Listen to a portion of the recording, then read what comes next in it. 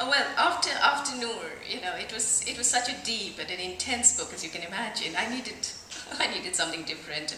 Everybody said, "What are you going to do?" And then I had filed away Abdul somewhere, and I said, "Okay, let's get him out." And well, that was an entertaining story. So I had lots of fun writing it. It was hard work, but Abdul was definitely no saint. He was a 24-year-old. He was a clerk in Agra jail, and he was sent to Queen Victoria as a present. Was he part of the first group of Indians to actually arrive at court?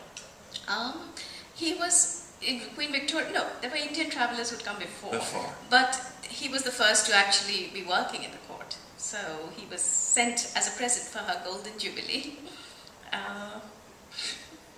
You can read in a second. In a second. But he started as a servant, but with a tremendous amount of self-confidence. You mentioned your curry book, and there's this wonderful scene where he's not there as a cook, but finds out that Queen Victoria has never tasted a curry, and he just starts hauling out the spices and making a curry. Absolutely. He was a good, enterprising Indian. That's what he was.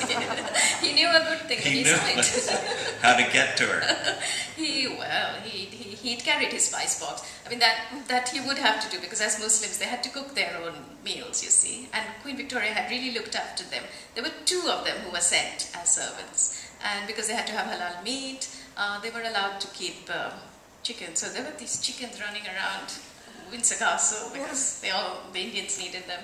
So he had his little spice box, and he decided to make her a curry. And she pronounced it excellent. Did she have it every day? She did. And then she ordered that a curry should be made in the royal household every day. So for 13 years, always at lunchtime, there would be a curry cooked in the royal kitchens. And I don't think we're spoiling anything to say that after she died, the curries disappeared.